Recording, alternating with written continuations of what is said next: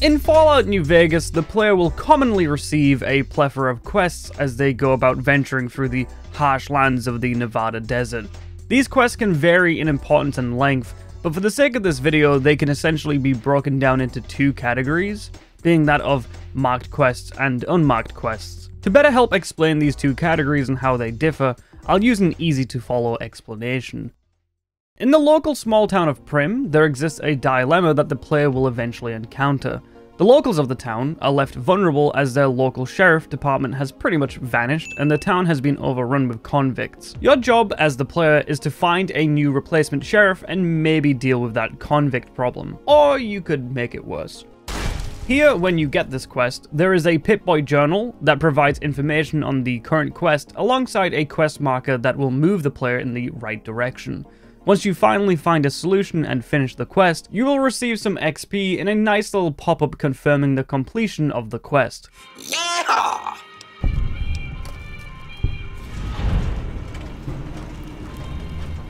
This is a marked quest. The game is actively letting you know that the quest exists, updating you on important information, and giving you a quest marker that points you in the right direction.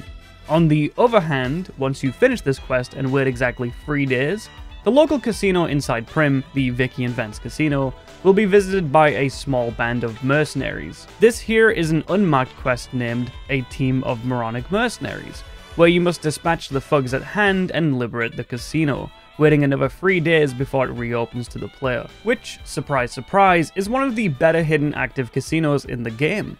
This is an unmarked quest. No Pip-Boy journal, no quest marker, just some small hints, a bit of dialogue, and a nudge in the right direction. There exists a total of 83 unmarked quests within the base game of Fallout New Vegas, which begs the question, how many of these does the average player come across? What are the most hidden quests in Fallout New Vegas?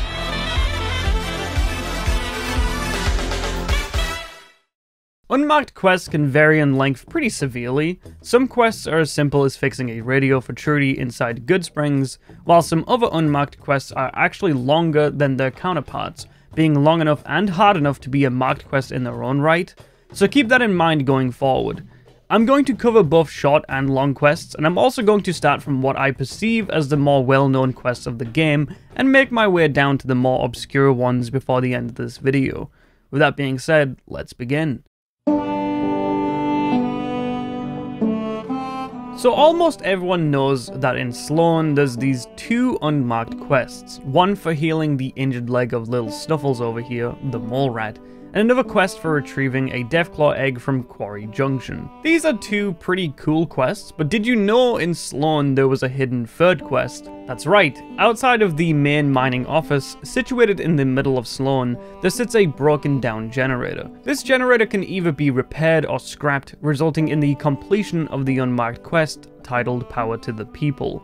If you do decide to fix the generator, the lights inside the mining office will be repaired and functioning, as opposed to their broken down state before, alongside some extra dialogue from Chomps Lewis. It's nice to see things going the way they're supposed to for a change. I'm going to pay you out of my own pocket for this one. If you want a head start in repairing EDE down in Prim, scrapping this generator is always a good start. Across the Nevada desert, you will often see these tumbleweeds that roll around, blowing from town to town. These tumbleweeds are nothing more than a visual accessory to the game of Fallout New Vegas, but one Nightkin didn't get the memo. This is the Wind Brahmin Wrangler quest, on which you can purchase a quote-unquote Wind Brahmin. It doesn't take too long to realize he's referring to the tumbleweeds behind him, as this Nightkin sees them as some form of cattle. If you wish to purchase these Wind Brahmin, the Nightkin Rustler will politely ask in return for all of your caps, and if you accept, he'll walk away and leave the Wind Brahmin for you to rustle.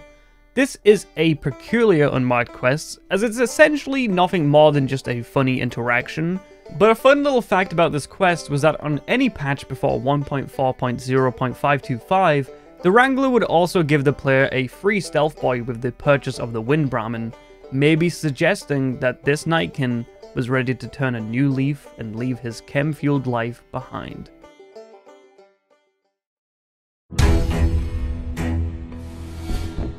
Moving over to Camp McCarran, we have one of the most unique quests in any of the Fallout games that utilizes the grab mechanic. I'm of course talking about the NCR body recovery quest of A Final Plan for Esteban. Private Morales, a widowing soldier of the NCR, is seen in distress inside Camp McCarran.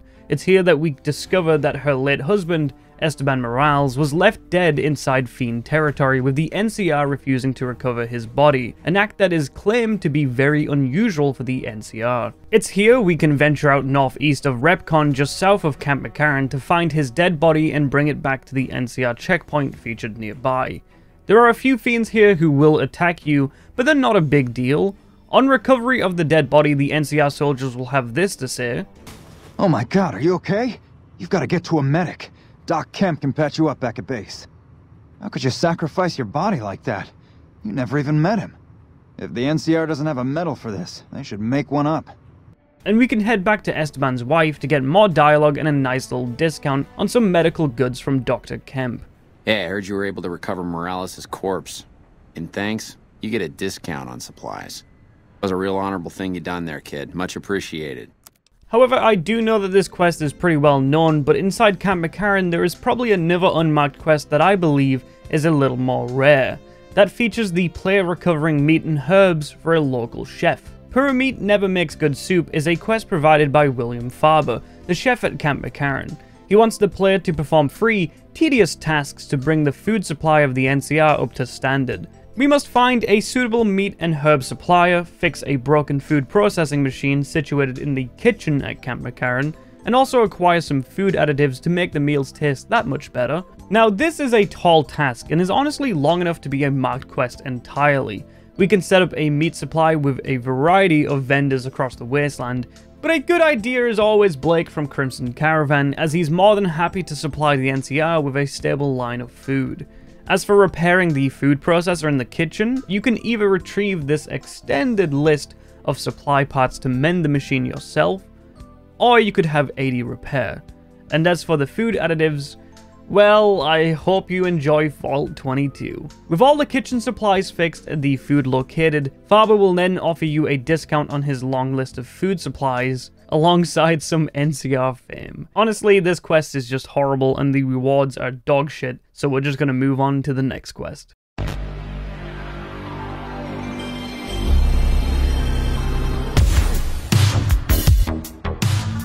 The area of Aerotech Office Park is one of the most overlooked areas in New Vegas altogether. A lot of players will simply dash to either Freeside or Camp McCarran once they've ventured past this northern threshold of the map, but Aerotech Park has one of my favourite unmarked quests in the game. If you speak to Captain Parker, the NCR soldier situated within Aerotech, he'll ask you to recover evidence that a local man named Keith has been dealing drugs and partaking in some crooked gambling. You can also find out that Keith and Captain Parker aren't the best of friends, as they've had run-ins with each other plenty of times in the past. The quest itself is fairly simple, as we can just find the cards that Keith uses to cheat in gambling and also confront him about his side hustle of selling drugs. But what makes this quest so special is the way that Captain Parker deals with the findings after our investigation. It's here we can tag along to watch their arrest take place live, like an episode of Live PD, before the unfortunate happens. "Keith, in the name of the NCR, I'm placing you under arrest for illicit gambling and the sale of unlicensed chems." Fuck you, man. I ain't going nowhere with you. "Come quietly now. I don't want to have to hurt you." Why don't you go cry to your wife then? Oh, that's right. She left your worthless stinking ass. "You son of a bitch!" Yeah, he just kills the guy. Anyways, that was the unmarked quest of Keith's Caravan Charade. Now, we've made it roughly 9 minutes into the video, and we haven't even visited the New Vegas Strip yet. Vault 21 is located at the back end of the New Vegas Strip, and everyone knows that it is the home of one of the few snow globes within the game. But did you know that this snow globe is located within the room of Sarah Weintraub, who is actually one of the few available romance partners for the player? However, unlocking this ability requires the completion of the unmarked quest, Suits You, Sarah. This quest is unlocked through the dialogue with Sarah, where she'll claim to sell all loads of Vault-Tec goodies before breaking down and exposing the truth of her gift shop.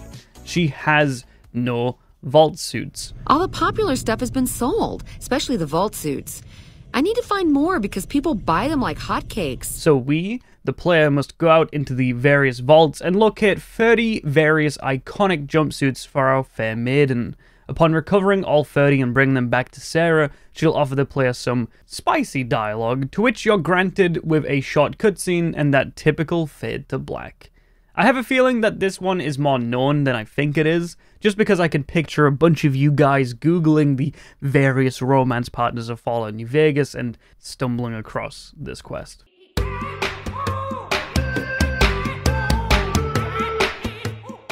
Inside the Boomers base up at Nellis, we can find a small schoolhouse that is used to raise and educate the younglings of the Boomers population.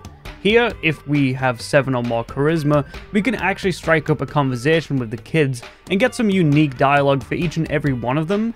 What's even more interesting is that if you have a plethora of toy rockets or dinosaurs, you can offer them to the kids as a toy, with their own unique dialogue and reaction. You can even offer this one kid a psycho, but I don't have to tell you that that's a bad idea.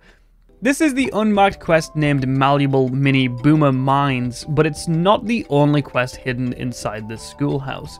If we talk to the only child here not named Mini Boomer, known as Lindsay, we can actually receive a quest named Bare Necessities. Lindsay has a small bear named Mr. Cuddles who unfortunately went missing one day, and we're now tasked to find it.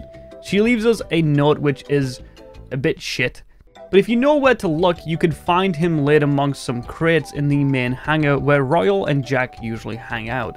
If we return to Lindsay, we can either give her back the bear and gain some Boomer fame, or we could tell her that Mr. Cuddles died. No! Not Mr. Cuddles!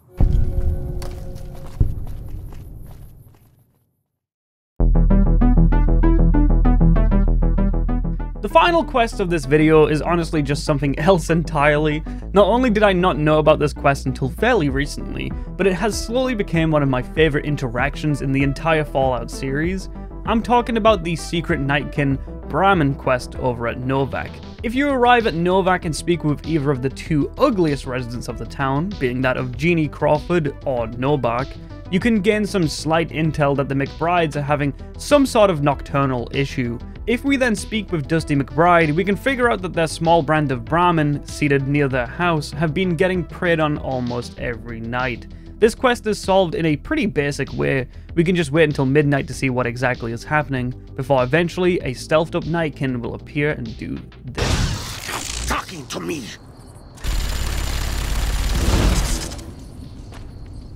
Not exactly the quietest approach. Then, if we follow this Nightkin, we can find it's been hiding behind this small rock this entire time. There is no way to interact with this Nightkin, unfortunately. The only way to advance this quest is to kill them. Doing so will drop a small holotape named The Screams of Brahmin, which is also what this unmarked quest is called. This holotape doesn't play any audio, instead it leaves us with a description of what's on it, being that of most of what is recorded here is a mess of incomprehensible psychotic gibberish. It seems to express a general frustration towards a set of Brahmin who are allegedly keeping the author awake at night by screaming inside his head whenever he closes his eyes. The Brahmin are saved and we can return to Dusty, where we will receive a measly 75 caps, but a nice set of 10 Brahmin steaks for our troubles, finishing off one of the best short interactions in the game of Fallout New Vegas.